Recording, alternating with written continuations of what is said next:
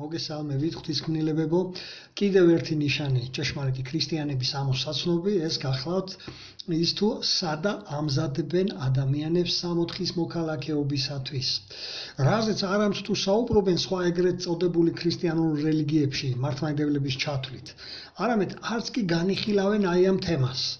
უფრო მეტიც, ფულს უხდიან ჰაკერებს ასეთი ინფორმაციის დაბლოკისთვის, რომ მათმა მრევლმა არ მოისმინოს აი ამ სამზადისის შესახებ, რადგან მათი მრევლისთვის სამოთხე არის ზეცაში, რომელიც სიკვდილის თანავე ადამიანი იმკვიდრებს აი ამ სამყოფელს, ეგრეთ წოდებულ ზეციურ ცათასასუფეველს, რაც დამახინჯებულად არის, რა თქმა უნდა.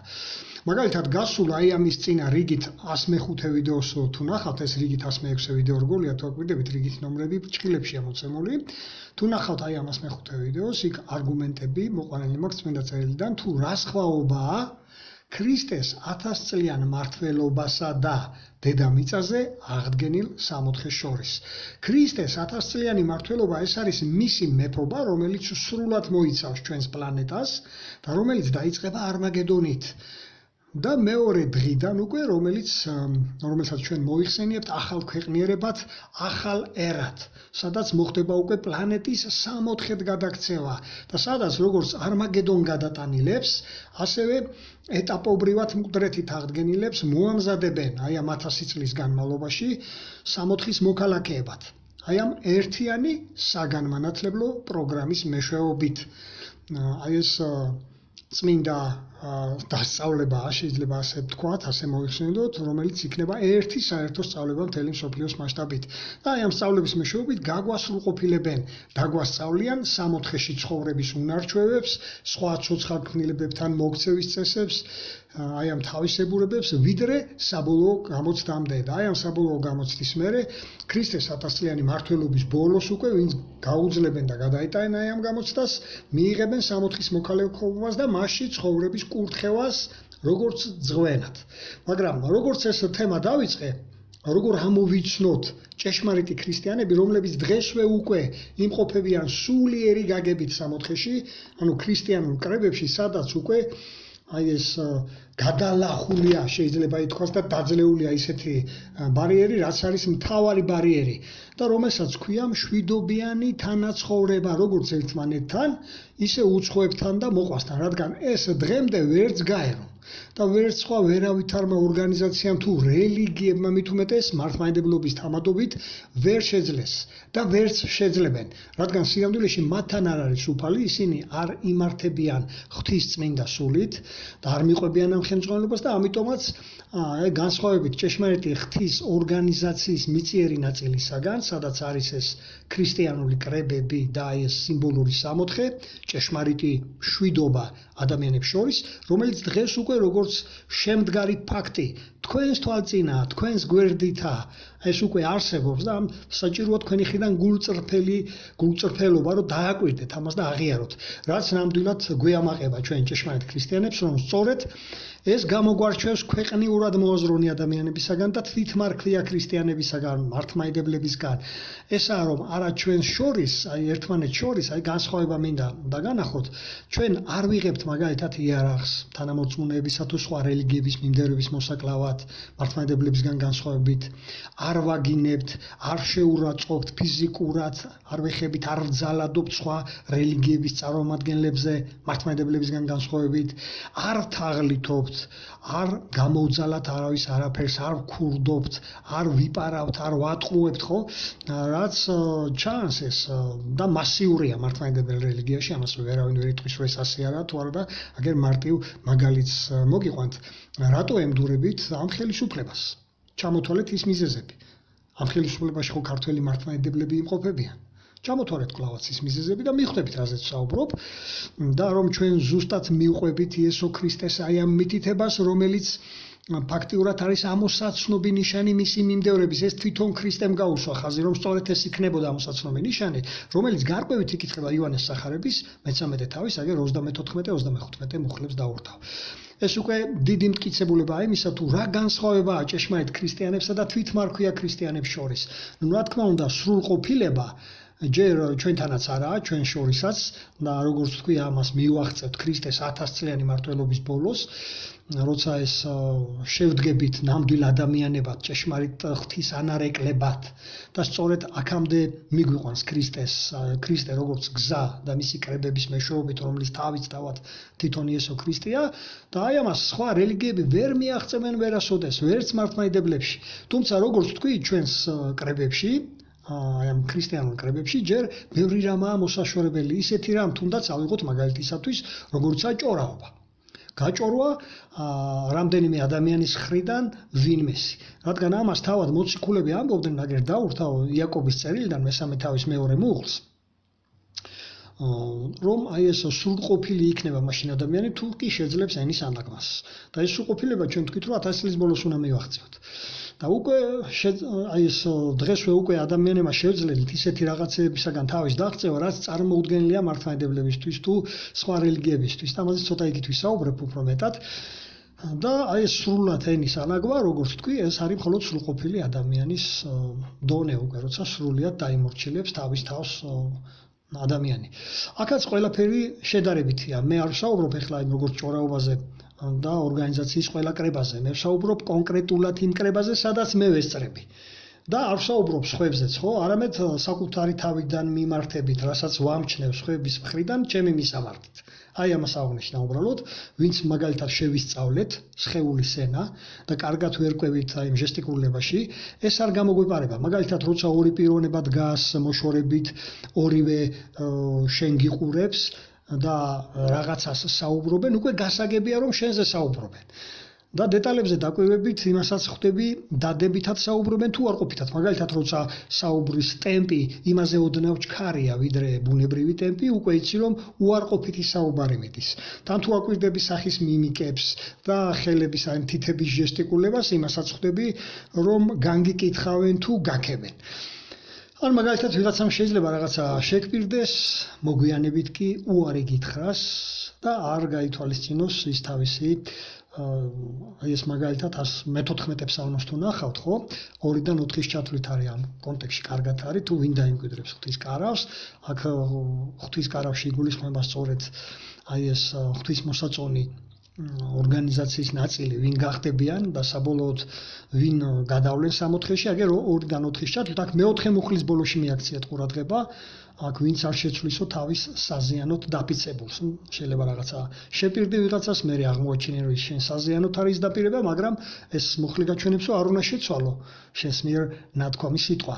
და აქ წინა მეორე მუხლიდან უკვე საუბარი იმაზე, რაზეც ზემოთ ვისაუბრა, ხო, ვინც ახლობელს გულში გასჭორავს, თვლის თავის ახლობლად, თავის თანამოწმეთ, მაგრამ სჭორავს, ხო, თანამორწმუნეებთან თუ თავის საკუთარ გულში.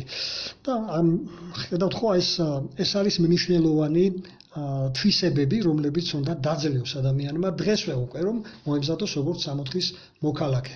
ისე რომ დღეს ბევრს ქრისტიანულ კრებებში ეშლებათ ბევრი მსგავსი წვრილმანები თუ შეიძლება რომ ამას წვრილმანები დავარქვათ. მაგრამ როგორც უკვე ვთქვით, ეს არის უმნიშვნელო იმასთან შედარებით, რაც ყველაზე მთავარი პრობლემები აწუხებს დღეს კაცობრიობას, ხო, თუნდაც ეს ომიანობა, ერთმანეთის მიმართ ასეთი მოპყრობა, როგორც ეპყრობიან და რაზეც ზემოთაც ვისაუბრე. ქრისტიანული კრებების დანიშნულება სწორედ ეს არის, რომ ჩვენ მოგვამზადოს, დაგვაძლევინოს ეს ადამიანური სისუსტეები, რომელიც შევიძინეთ ეშმაკის ქვეყნიერებაში და რა თქმა უნდა, აი ამ კუთხით გახშირდება კიდეს ქრისტიანულ კრებებში მოხსენებები და სასწავლო სტატიები, რომ მსგავსი უარყოფითი მხარეები ყველა მოვიშოროთ და მოვიშალოთ. მაგრამ რაშიც შესაძლებელი ვართ, აი რასაც მინდა უფრო ხაზი გაუშვა, შესაძლებელი ვართ ღვთის ზეციერი ორგანიზაციის მიწიერი ნაწილის ქრისტიანული აი ეს კრებები მთელ მსოფლიოში ეს ისაა თვალში საცემი ფაქტორი, რომელსაც ვერასდროს მოირგებენ სხვა რელიგიები, მით უმეტეს მართლმადიდებლები. ესაა დიდი მშვიდობა, როგორც ერთი მეორესთან, ასევე მოყვასთან და გარეშეებთან, რაც ქმნის უკვე აი ამ შემდგარ ფაქტს, როგორც სულიერ სამოთხეს ქრისტიანულ კრებებში. სწორედ ესაა წინაპირობა იმის საჩვენებლად, თუ როგორი მშვიდობა აღდგება და დამყარდება მთელს პლანეტაზე არმაგედონის შემდგომ.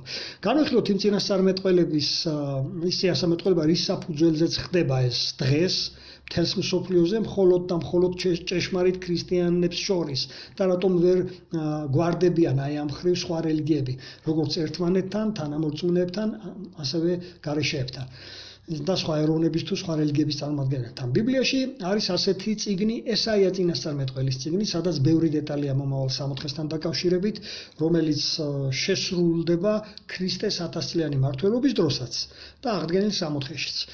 ეს წიგნი იმიტომაა სარწმუნო და დამაჯერებელი, რომ თვითონ იესოზე შესრულდა ძირითადი წინასწარმეტყველებები აი ამ წიგნიდან, თუნდაც ის, რომ მას ქალწული შობდა. ესაა ამის წინასწარმეტყველი და მეშვიდე თავის მე-14 მუხლის შეგიძლიათ ნახოთ.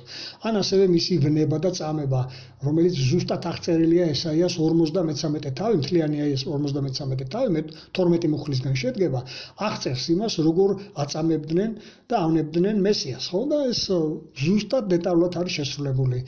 ამიტომაცაა სარწმუნო დეტალები ესაიას წიგნიდან და ვნახოთ ახლა ის მონაკვეთი, რომელიც შესრულდება არმაგედონის წინა პერიოდში და უკვე სრულდება თქვენს თვალწინ, თქვენს გვერდით, თუ გულსმელები იქნებით დააკვირდებით, რომ შემდეგ აღიაროთ. ეს არის კონკრეტულად ესაიას მეორე თავის, მეორე, მესამე, მეოთხე მუხლები ეგრეთ დაურთავ. მიაქციათ ყურადღება ჯერ მეორე მუხლს. აქ ხაზი ესმება იმას, რომ ეს მოხდებოდა და თვალში საცემი გახდებოდა არმაგედონის წინა პერიოდში, ანუ უკანასკნელ დღეებში, როგორც აქ ესმება ხაზი. ეს თავიდანვე არ იქნებოდა, თუმცა ამ ბოლო დროს გამოიკვეთებოდა. და რითი გახდებოდა ეს დღეები გამორჩეული, რომ ქართველობით გაამაყებული ერი კი არა, არამედ მსოფლიოს ყველა რელიგიებიდან და ყველა ერიდან გამოიკრიფებოდნენ თავმდაბალი ადამიანები ერთი მთავარი მიზნისათვის. და თუ რამის ზანი ექნებოდა ამის შესახებ შემდეგ მუხლზე აქ თუ დავაკვირდებით მიმართულება, ანუ იმას თუ სადაა ჭეშმარიტება, საით გაემართებოდნენ ეს გამოკრიფილი ადამიანები. საუბარია მთაზე, რომელიც ყველა სხვა მთაზე მაღლა აღიმართებოდა. ეს არ არის, თქო, პირდაპირ გაგებით მთა, საერთოდ ადამიანები შემაღლებულ ადგილებზე, მთებზე იშენებდნენ ხოლმე სალოცავებს, თაყვანისმცემლობის ადგილებს და აქ მთებში იგულისხმება სწორედ ეს თაყვანისმცემლობის ადგილი შემაღლებული აი ამ გაგებით.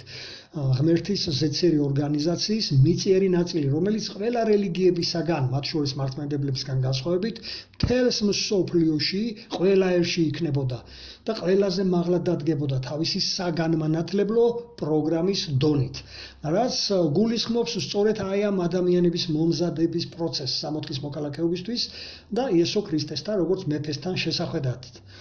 და აი ამას აღწერს სწორედ მესამე მუხლი, რომ ეს სხვადასხვა ერის, სხვადასხვა ეროვანი ადამიანები, სხვადასხვა რელიგიებიდან გამოკრიფილი ადამიანები გამოერიდებოდნენ არაფრის მომტან რიტუალებს და კერპთაყვანისმცემლობის აი ამ ფორმებს მიატოვებდნენ და შეუერთდებოდნენ აი ამ ჭეშმარიტ თაყვანისცემას. და მოგროვდებოდნენ ღვთის აი ამ ქრისტიანულ კრებებში, აი ამ უძვირფასესი დასწავლების შესაბამისად. საიდან ჩანს, რომ ეს საგანმანათლებლო პროგრამა ნამდვილად ქრისტესთან შესახვედრად და სამოთხის მოქალაქეებად მომზადებას მოიცავს. ეს ჩანს მეოთხე მუხლიდან, თუ რა იქნებოდა შედეგი აი ამ დასწავლების. მეოთხე მუხლის ბოლოში ხაზგასმულია ეს, რომ ეს იქნებოდა უარის თქმა ომის სწავლაზე, რაც წარმოუდგენელია სხვა რელიგიებში, მათ შორის მართლმადიდებელ მრევლში, რომელიც ყოველთვის სისხლში აქვს ხოლმე ხელები გასვლილი, მზადაა ხოლმე მტერთან შესახვედრად, ამით ამართლებენ ხოლმე თავიანთებს, აბა მტერსო ესე ხო არ დავხვდებითო, შიშველი ხელებითო. და მზადაა ყოველთვის ომში ჩასართავად, ხო, რაც ქრისტიანული გზისათვის შეუსაბამოა. რატომ არის შეუსაბამო? თქვენ შეგიძლიათ ნახოთ პეტრეს პირველი წერილის რამდენიმე წერილია, პირველი წერილი ნახეთ პეტრესი, მეორე თავის 21 მუხლიდან, რადგან პეტრეზე დგას სწორედ ღვთის ეკლესია და ამ ხელმძღვანელობას არაფრად აგდებს მართლმადიდებლობა. თუმცა აღიარებენ, რომ პეტრეზე დგას. მაშინ რა იგულისხმება ომის არსწავლაში? ესაა უარის თქმა სამხედრო სამსახურზე, უარის თქმა ხელში იარაღის აღებაზე, ღვთის მსგავსად შექმნილი ადამიანის სისხლის დასაღვრელად. ომის არსწავლა იგულისხმება ასევე, როცა აღარ სწავლობ, როგორ დაიკავო საომარი პოზიცია, როგორ ესროლო დამიზნები და ასე შემდეგ, ხო, ის რასაც სამხედრო სამსახურებში ასწავლიან. ამის სანაცვლოდ კი ქრისტიანები მზად არიან შეასრულონ ალტერნატიული მსახურება, მაგალითად გარემოს გამწვანება თუ სხვა მსგავსი საქმიანობები, რაც სამოთხისთვის დამახასიათებელია. უფრო მეტიც, ჭეშმარიტი ქრისტიანები თავიანთი შვილებისათვის აღარ ყიდულობენ ისეთ სათამაშოებს, როგორიცაა საბრძოლო ტანკი, თვითმფრინავი, ქვემეხი, თოფი და უკრძალავენ ბავშვობიდანვე თავიანთ შვილებს ომობანას თამაშს. თამაშს. თუ ისეთი ვიდეოებით თამაშს, სადაც ძალადობრივი თუ სისხლის მღვრელი თამაშებია, ხო? და აი ამის საპირისპიროდ ასწავლიან ღმერთისა და მოყვასის სიყვარულს და ხელს უწყობენ ითამაშონ ინტელექტუალური თამაშები. აი რატომაა დღეს მშვიდობა ჭეშმარიტ ქრისტიანებთან იეჰოვას მოწმეების კრებებში და რატომ ვართ ჩვენს უკვე მშვიდობიანები გარეშე ადამიანებთან მიმართებით და აი რაც მთავარია რატომ უნდა შემოუერთდეთ იეჰოვას მოწმეების კრებებს, რატომ უნდა დაესწროთ იმ კონგრესებს, რომლებიც იმართება, რათა თქვენი საკუთარი თვალით დარწმუნდეთ და თქვენი საკუთარი ყურით მოისმინოთ ეს წმინდა დიდებული მშვიდობა, რომელიც უკვე გამეფებულია მთელი მსოფლიოს მასშტაბით, მხოლოდ და მხოლოდ იეჰოვას მოწმეებში, ჭეშმარიტ ქრისტიანულ კრებებში. ამიტომ ისწავლეთ, სწავლა სირცხვილი არაა, სწავლა არის ის, რაც არის სინათლე და რასაც სიბნელიდან გამოყავს ადამიანები და მხოლოდ ასეთი სახით მიაღწევთ წარმატებას.